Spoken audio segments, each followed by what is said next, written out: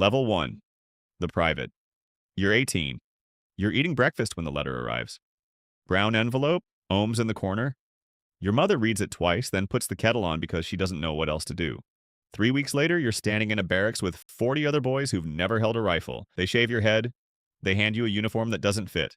They pay you 2 shillings a day, 14 shillings a week, 36 a year.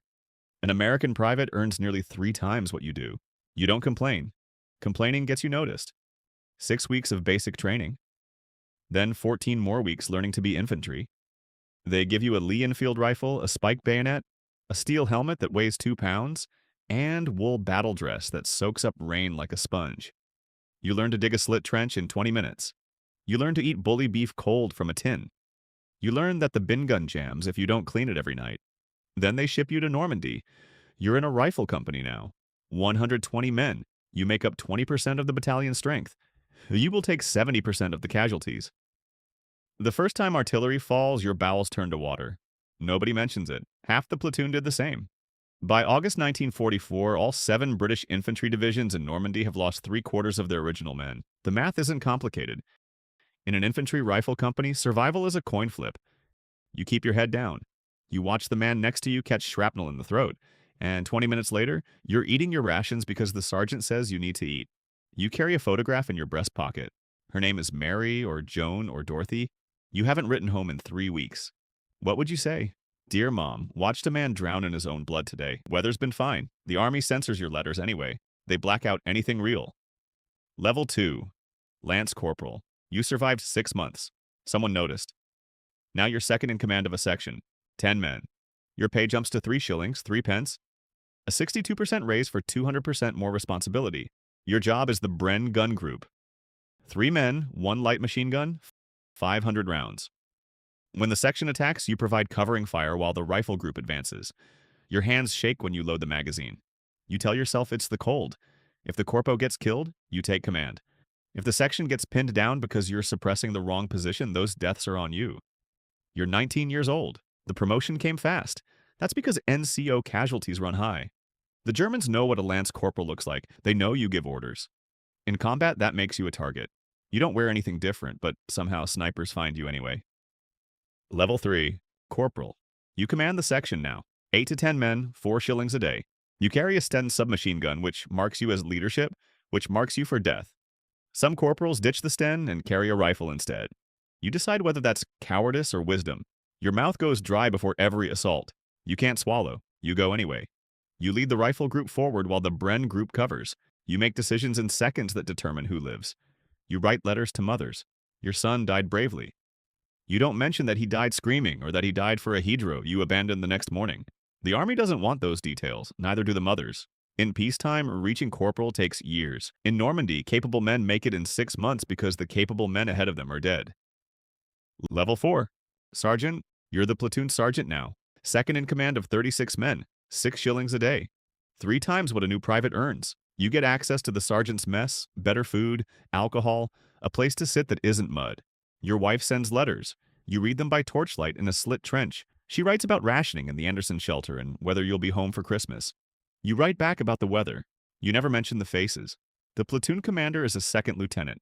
He's 21, fresh from officer training. Never seen combat. You've been fighting for 2 years. He has education and rank. You have experience and the respect of the men. If he's smart, he listens to you.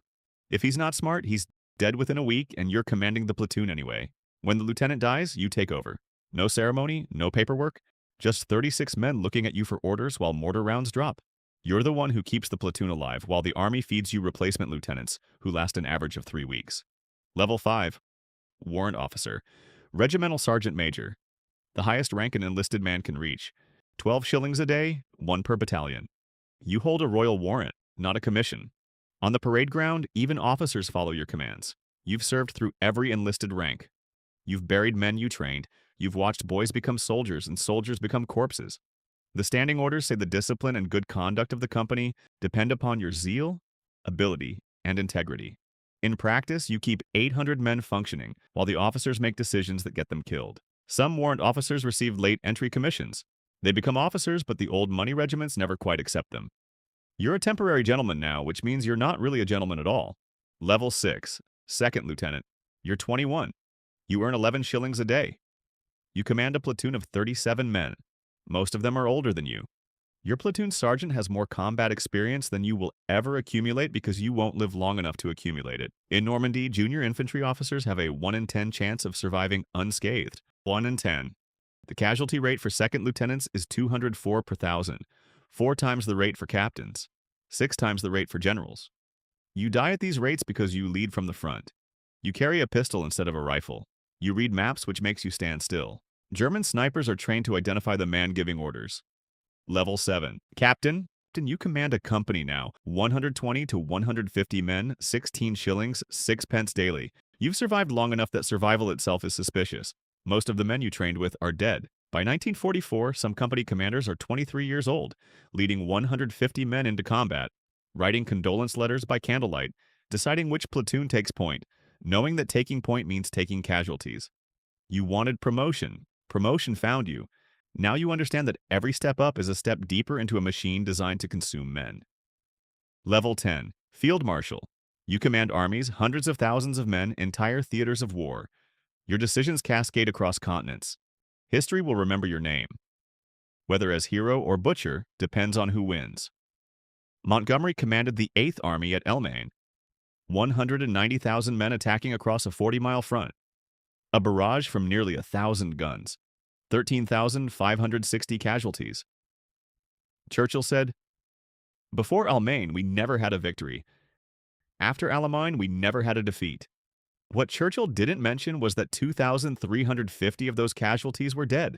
These were the field marshals. They won the war. They also spent it making decisions that killed tens of thousands of the men who trusted them. That's what command means at the top. You don't carry a rifle, you carry the weight. The math is simple. 3 and 12 million men served in the British Army from 1939 to 1945. 569,000 became casualties. Everyone served the same king. Not everyone paid the same price. This was the British Army, not a brotherhood, a hierarchy, a machine that processed men into soldiers and soldiers into statistics.